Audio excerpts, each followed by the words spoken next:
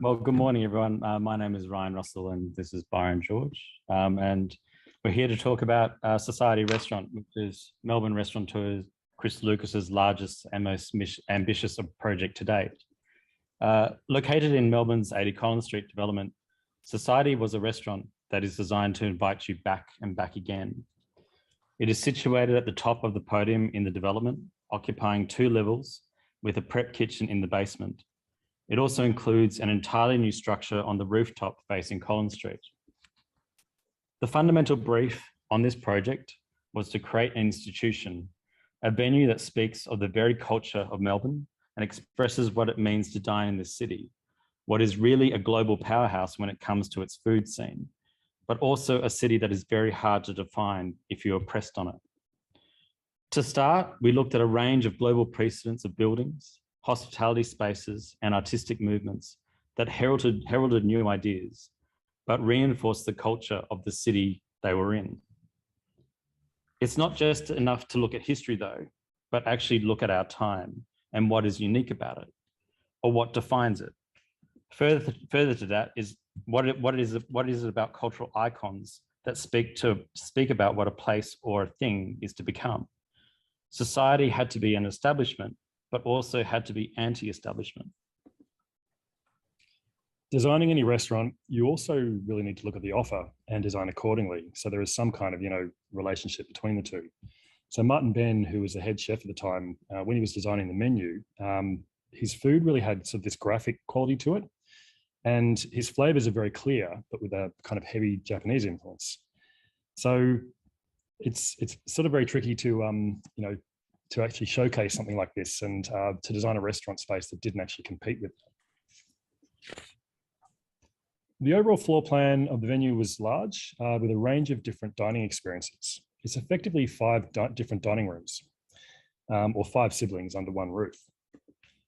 So every restaurant we design starts with a kitchen, which is always the most crucial part because if it doesn't work, the operation will suffer. Kitchen and the main floor plan had to service 3 separate dining spaces in a way that did not impact on the customer experience. Streamlined workflow and a porous service area was crucially important. 1/4 of the total budget in this project was actually allocated to the kitchen, and the budget was quite big. So they really got like this state-of-the-art facility. So Society is also a workplace. So the design of the kitchen is really as important in how it looks as the front of house areas.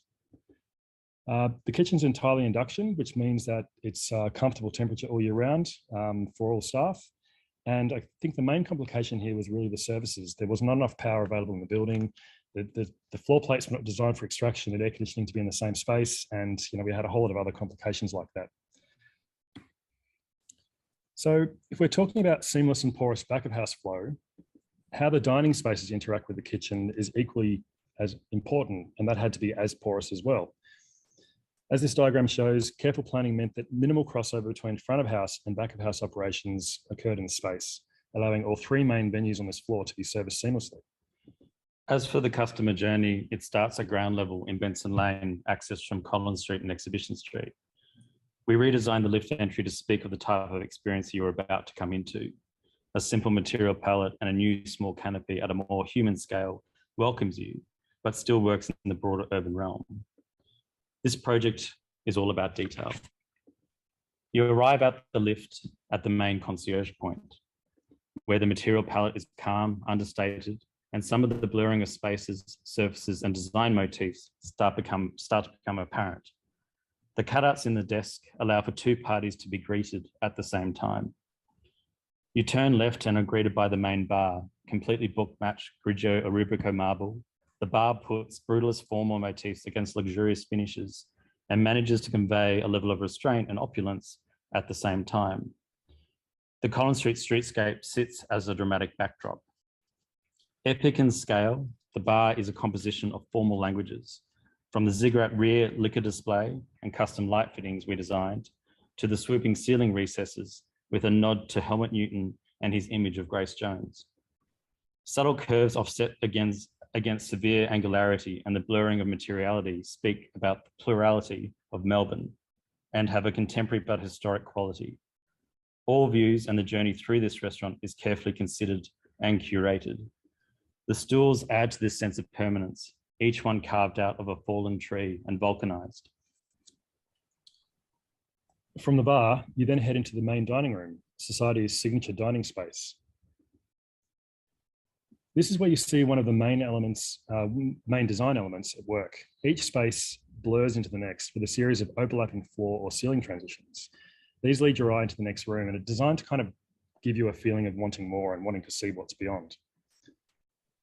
The palette here is restrained, simple and tonal, an effective backdrop to both the experience and the graphic nature of the food.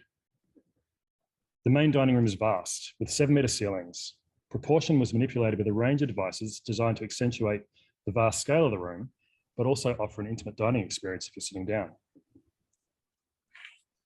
Composition of curved motifs, negative and positive, are throughout the restaurant and used in all elements in the main dining room, but they're never used in a way that is just for style's sake. They always have a purpose. So external to this terrace is, external to this room is a dining terrace with a large custom design heating elements. Coordinating the service in this space was a key issue, similar to the kitchens. So rather than installing standard bulkheads to hide things, we use them as opportunities both to create intimacy and to provide another level of detail. Mirrored artworks were designed by us to provide an extra level of detail and give patrons at the back of the restaurant, in some of what would have been the worst seats, a view of the entire room and a bit of sense of what's going on behind. We custom designed most elements in this restaurant, from the tables, turned from solid timber with a custom finished base, the banquettes designed to be comfortable and ergonomic for hours, offering another layer of detail that is there not just for style, but also for a purpose. To the custom chandeliers, 3 meters in diameter with over 3,000 individual crystals. The profile of these capture the light and shatter it. Oh. We'll just sift through these fairly quickly then, a few of those, because there's a lot of space in here. This is the overall main dining room. Other spaces are the lounge bar, which again, it's just more of the same sort of language. In this space, just a lot of things coming together that seem to work together. We've designed a custom chair for this project as well, which is now in production, and basically because we couldn't find something that would do everything we wanted to, and just offering that extra level of detail. We've got a bit of architecture here as well. So we built a new building on the rooftop at Collins Street, which houses the other one of the other venues. Access through the custom wine cellar. This holds 6,000 bottles. Designed every part of this. And then to the Lillian Terrace, which is this new building, which is a more sort of informal bistro style thing. And light fittings, detail. Again, it's sort of designed to kind of go into the rest of the restaurant, but also have its own sort of language and feel.